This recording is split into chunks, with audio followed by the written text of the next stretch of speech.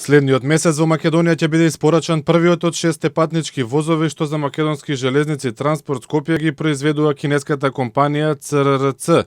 Новата електромоторна патничка гарнитура денеска беше промовирана во фабриката на компанијата во градот Џуџо пред македонска делегација, предводена од министерот за транспорт и врски Владо Мисајловски.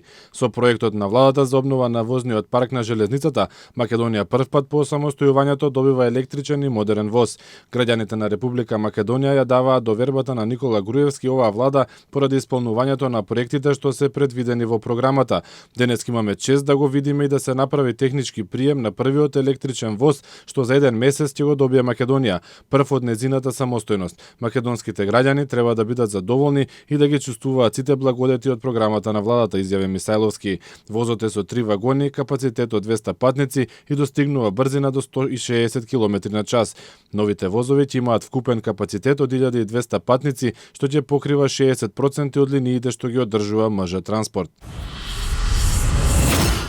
Народната банка на Република Македонија за сега не планира дополнителни мерки за заштита на македонските банки од грчката криза, изјави гувернерот Димитар Богов. Ќе следиме солвентноста на грчкиот банкарски сектор и соодветно ќе реагираме, наведува Богов во изјава за Ројтерс по изгласаното не на референдумот во Грција.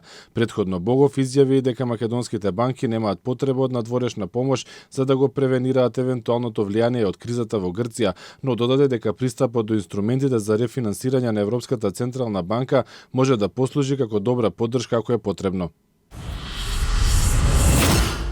14 години затворска казна пресуди кривичниот суд за обвинетиот Насер Ештрефи, прогласен е за виновен за убиството на матурантот Ангел Петковски, кој лани во мај се случи во скопската населба Ѓорче Петров. Судот пресудата ја донесе вчера попладне по изнесувањето на завршните зборови на обвинителството и на одбраната. Одбраната побара максимална казна, а бранителот на Ештрефи помала бидејќи смета дека убиството било извршено во самоодбрана.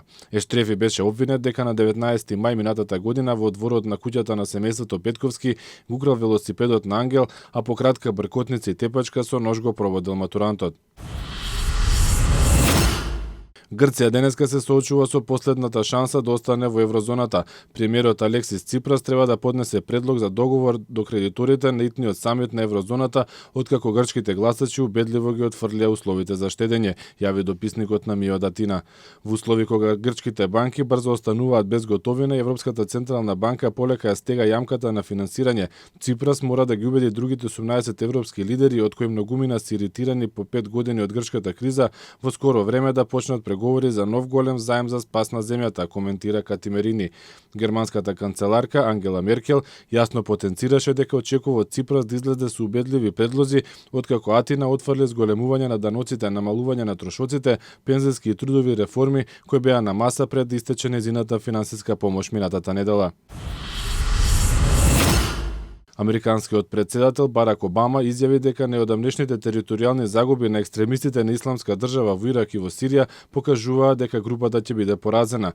Тој додаде дека САД ќе продолжат да го спречуваат нелегалното финансирање на џихадистите во светот и дека ќе стори се за обука, подготвување и опремување умерени опозицијски групи во Сирија. Американскиот претседател повтори дека САД и нивните партнери ќе бидат успешни во поразувањето на милитантната група со ефикасните партнери на терен во Ирак.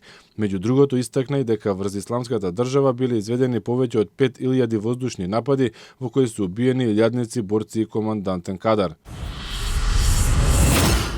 Најмалку 3 странци се повредени во денешниот самоубиствен напад врз конвој на НАТО во главниот град на Авганистан Кабул, соопштија локалните власти. Тие не наведоа националноста на повредените. Одговорноста за нападот ја презедоа талибанците.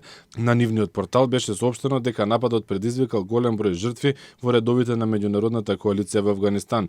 Талибанците често го зголемуваат бројот на повредени и загинати во нападите извршени од нив.